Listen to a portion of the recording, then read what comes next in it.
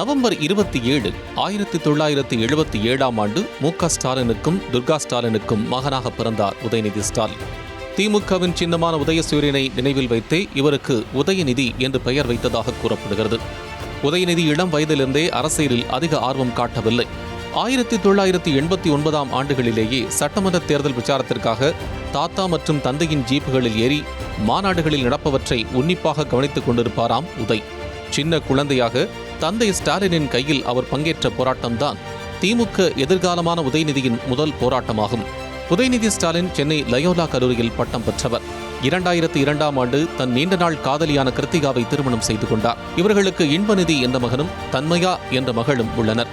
தமிழ்நாட்டின் முக்கியமான அரசியல் குடும்பத்தைச் சேர்ந்தவராக இருந்தாலும் 2008 ஆண்டு வரையிலும் உதயநிதி ஸ்டாலின் பெரிதாக அறியப்படாத நபராகவே இருந்து வந்தார். தொழிலை பொறுத்தவரை திமுகவின் அதிகாரப்பூர்வ நாளேடான முரசொலியின் நிர்வாக இயக்குநராக அவர் இருந்து வந்தார். 2008 ஆண்டு ரெட் ஜெயிண்ட் மூவிஸ் என்ற தயாரிப்பு மற்றும் விநியோக நிறுவனத்தை தொடங்கினார். விஜயை வைத்து குருவி என்ற திரைப்படத்தை தயாரித்ததன் மூலம் திரைத்துறைக்குள் உதயநிதி ஸ்டாலின் நுழைந்தார். மன்மத நம்பு, 7ஆம் அறிவு என அவரது ரெட் ஜெயிண்ட் மூவிஸ் நிறுவனத்தின் தயாரிப்பில் அடுத்தடுத்து வெளியான படங்கள் யாவும் முன்னணி நட்சத்திரங்களை கொண்ட பெரிய படங்களாகவே அமைந்தன. இதுவரை ரெட் ஜெயிண்ட் மூவிஸ் தயாரிப்பில் 16 படங்கள் வெளியாகியுள்ளன. இதில் 9 படங்கள் உதயநிதி கதாநாயகனாக நடித்த படங்களாகும். கடந்த 2012 ஆண்டு ஒரு கல் ஒரு கண்ணாடி என்ற படத்தின் மூலம் நாயகனாக உதயநிதி ஸ்டாலின் அறிமுகமானார். அடுத்தடுத்து அவர் ஒரே ஜானரில் நடித்ததால் மக்கள் மத்தியில் பெரிய அளவில் வரவேற்பை பெறாமல் இருந்தார். சில ஆண்டுகள் நகைச்சுவை, காதல் படங்களில் தொடர்ந்து நடித்து வந்த உதயநிதி அடுத்து வந்த ஆண்டுகளில் மனிதன், நெஞ்சுக்கு நீதி, மாமன்னன் போன்ற சமூக பிரச்சனைகளை பேசும் படங்களிலும் நடித்தார். அவ்வப்போது நடிகைகள் உடனான சர்ச்சைகளிலும் இவரது பெயர் அடிபட்டாலும் அதற்கெல்லாம் விளக்கமளித்து எந்த பலனும் இல்லை என்றே கருதினார். தாத்தா தந்தை வழியில் சினிமாவை தாண்டி அரசியலிலும் கவனம் செலுத்த தொடங்கிய உதயநிதி 2019 நாடாளுமன்ற தேர்தலுக்கு முன் நடைபெற்ற ஊராட்சி சபை கூட்டங்களுக்கு சென்றதிலிருந்து தீவிர அரசியலில் அடியெடுத்து வைத்தார். முதலில் அரசியல் நிகழ்ச்சிக்காக உதயநிதி ஸ்டாலின் சென்ற ஊர் திண்டுக்கல் ஆகும். உதயநிதி ஸ்டாலின் அரசியலில் நுழைந்த போதே அவரது தந்தையும் தற்போதைய முதல்வருமான மு.க. ஸ்டாலினைப் போலவே வாரிசு அரசியல் என்ற விமர்சனத்தை எதிர்கொள்ள வேண்டியிருந்தது. அதிமுக, பாஜக உள்ளிட்ட எதிர்க்கட்சிகள் வாரிசு அரசியலை மையப்படுத்தியே கடுமையான விமர்சனத்தை இன்றளவும் வைத்து வருகின்றன. கடந்த 2019 ஆண்டு நாடாளுமன்ற தேர்தலில் தமிழகம் முழுவதும் சூறாவளி சுற்றுப்பயணம் மேற்கொண்டு உதயநிதி திமுக கூட்டணிக்கு ஆதரவாக பிரச்சாரம் செய்தார். 2019 நாடாளுமன்ற தேர்தலில் தொடங்கிய அவரது பிரச்சாரம் 2021 சட்டமன்ற தேர்தல், நகர்ப்புற உள்ளாட்சி தேர்தல், இடைத்தேர்தல்கள், 2024 நாடாளுமன்ற தேர்தல் என்று தொடர்கிறது. 2019 ஜூலை 7ஆம் தேதி திமுக இளைஞரணி செயலாளராக உதயநிதி ஸ்டாலின் நியமிக்கப்பட்டார். இளைஞரணி செயலாளராக இருந்த காலகட்டத்தில் நீர்நிலைகளை தூர்வார்தல், கொரோனா நிவாரணப் பணிகள் என அரசியலுக்கு அப்பாற்பட்ட பணிகளிலும் உதயநிதி இளைஞரணியை சேர்ந்தவர்களை ஈடுபடுத்தி வந்தார். இளைஞரணிக்கென்று முரசொலியில் தனிப்பக்கம் வேண்டும் என்று கழக தலைமையிடம் கேட்டு வாங்கி பெற்றார். 2021 நடந்த சட்டமன்ற தேர்தலில் போட்டியிட்டவர் முதன்முறையாக தேர்தல் களத்தில் அடியெடுத்து வைத்தார். சட்டமன்ற தேர்தலில் போட்டியிட்ட போது தாக்கல் செய்த பிரமாண பத்திரத்தின்படி அவர் மீது 22 வழக்குகள் நிலுவையில் இருந்தன. சேப்பாக்கம் திருவல்லிக்கேணி தொகுதியில் போட்டியிட்டவர் கிட்டத்தட்ட 4 அல்லது 5 நாட்கள் மட்டுமே அங்கு பிரச்சாரம் செய்தார். அப்படியிருந்தும் மக்கள் அவர் மீது நம்பிக்கை வைத்து 69,355 வாக்குகள் வித்தியாசத்தில் வெல்ல வைத்து சட்டமன்ற உறுப்பினராக்கினர். தந்தை முதலமைச்சராக பொறுப்பேற்க மகன் சட்டமன்ற உறுப்பினராக பொறுப்பேற்றார். 2021 சட்டமன்ற தேர்தலில் ஒற்றை செங்கல்லை வைத்து மதுரை எய்ம்ஸ் அமைக்கவில்லை என கூறி பாஜக அரசை கடுமையாக விமர்சித்தது நாடு முழுவதும் பிரபலமானது.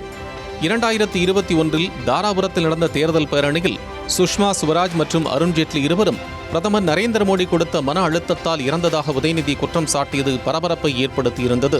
13 செப்டம்பர் 2021 அன்று சட்டசபையில் அண்ணா பல்கலைக்கழகத்தின் சிண்டிகேட் உறுப்பினராக உதயநிதி ஸ்டாலினை 3 ஆண்டுகளுக்கு பரிந்துரைத்து சபாநாயகர் அப்பாவு அறிவிப்பு வெளியிட்டார்.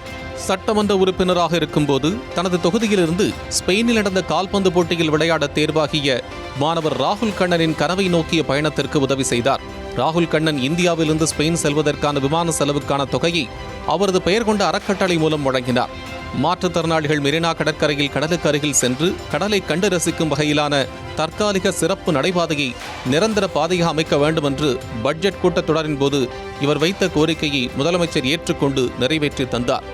உதயநிதி ஸ்டாலின் தனது தொகுதியான சேப்பாக்கம் திருவல்லிக்கேணியில் முதல் முறையாக ரோபாட் சாக்கடை சுத்தம் செய்யும் இயந்திரத்தை தமிழ்நாட்டில் அறிமுகப்படுத்தினார். சட்டமன்ற உறுப்பினரான அடுத்த ஆண்டு டிசம்பர் 14, 2022 மு.க. ஸ்டாலின் தலைமையிலான தமிழ்நாடு அமைச்சரவையிலும் அவருக்கு இடம் கிடைத்தது. இளைஞர் நலன் மற்றும் விளையாட்டுத்துறை அமைச்சராக உதயநிதி ஸ்டாலின் பொறுப்பேற்றார்.